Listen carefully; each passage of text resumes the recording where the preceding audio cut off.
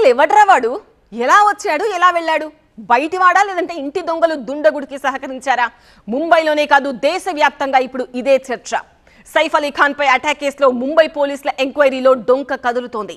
అనుమానితుడి ఫోటోను కూడా రిలీజ్ చేశారు. అయితే అటాక్ వెనుక రీజన్స్ ఏంటి అన్నది ఇప్పటికింకా మిస్టరీనే.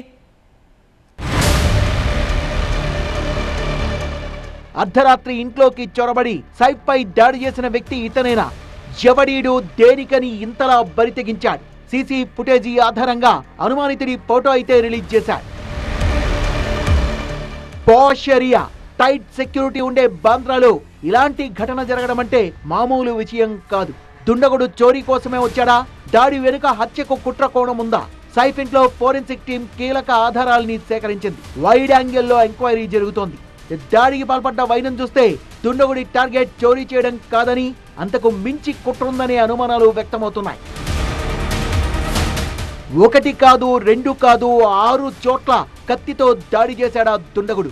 వెన్నుపూసలో కత్తి ఇరుక్కుపోయిందంటే ఏ స్థాయిలో అటాక్ చేశాడో అర్థమవుతుంది. తీవ్ర గాయాలతో సైఫ్ ఒళ్లంతా రక్తసిక్తమైంది. మెడ, చేతులపై గాయాలయ్యాయి. స్పైనల్ సర్జరీ చేసిన లీలావతి డాక్టర్లు సైఫ్ వెన్నుపూసలో ఇరుక్కుపోయిన 2.5 ఇంచుల కత్తి ముక్కను బయటకు తీశారు. మెడకు, చేతికి ప్లాస్టిక్ సర్జరీ చేశారు. ప్రస్తుతం Saif health condition out of danger అని చెప్పారు. 100% త్వరలోనే సైఫ్ రికవరీ అవుతారన్నారు. He is completely stable now.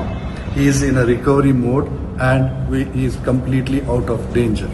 We will shift him out of ICU tomorrow morning and maybe we will be planning discharge in a day or two. Mr. Saif Ali Khan is recovering well. We assure the family of the best medical services available from the Leelavati team.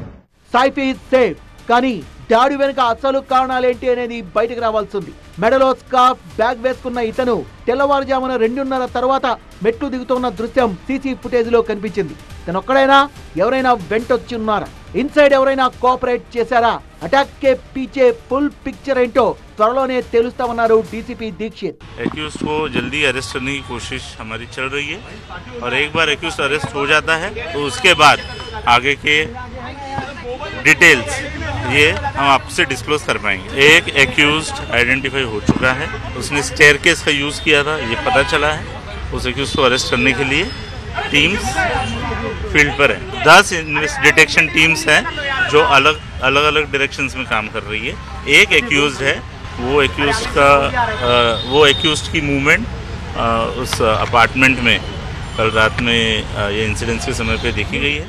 అసలు దుండగుడు సైఫ్ ఇంట్లోకి ఎలా వచ్చాడు? 11వ floor లోకి ఎలా వెళ్ళాడు? CC ఫుటేజీలో ఔటర్స్ ఆనవాళ్లు దొరకలేదంటే మూడో నేత్రానికి చిక్కకుండా అతనికి ఎవరైనా సాయం చేశారా అనేది ప్రధాన డౌట్. సైఫ్ ఇంట్లో 24 మంది సిబ్బంది ఉంటారు.